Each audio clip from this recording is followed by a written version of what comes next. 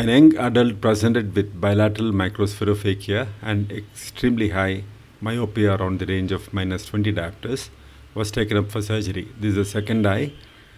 A temporal tunnel was created, which included a small amount of conjunctiva. Visco fills the anterior chamber. A tunnel floor entry technique of Rexis was attempted. The plan was to put retro iris fixating IOL after extracting the lens. A hyaloidal phase and posterior capsule sparing technique was chosen. It's very difficult to puncture the anterior capsule because of the zonular weakness. Rexis is next to impossible. 2 entries were made in the anterior capsule. A modified 27 gauge cannula holds the lens bag as Utrata forceps is used to perform the Rexis. The stretch on the zonules is least, and now it's possible to do a good Rexis. Rexis goes over the entry we have made in the anterior capsule. You can see the zonules are still there, but they are not allowing the Rexis to be performed with the normal cystotome way. So now this is a new technique of holding the lens capsule like a handle of a bag.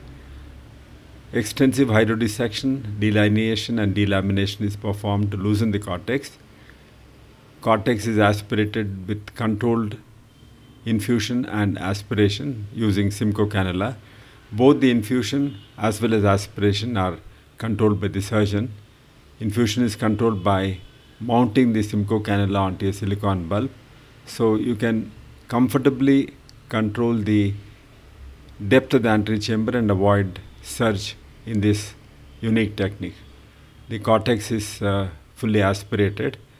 Ensure that no cortex or lens material is left behind to minimize the postoperative inflammation. There is a possibility of putting a capsular ring, endocapsular ring, and put a PCIOL, but over a period of time, these zonules will not hold the lens for a long period, long follow-ups. Is an young adult, so I prefer to do an iris fixating lens, keeping the capsular bag intact inside. This capsular bag will, of course, opacify in the post-operative period, and then I plan to do a capsulotomy as soon as the capsule opacifies. Lens is held with the forceps, and enclavation is done very comfortably on both the sides. As the posterior capsule is intact, I have not done an iridectomy, and a second haptic is being implanted, and carefully the lens is held close to the haptic.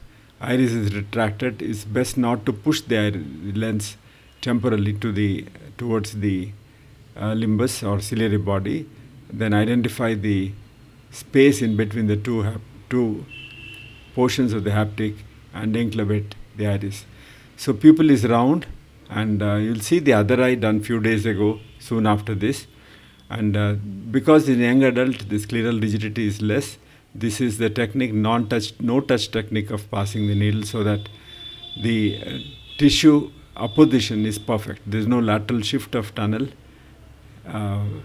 surfaces, tunnel opposing surfaces, and astigmatism it creates is least because I am not tightening the suture at all. It's just opposing the tissues, and this will minimize unexpected astigmatism being created. Unexpected astigmatism is created by tissue slide as well as tissue crimping. Both are avoided by this non-touch technique.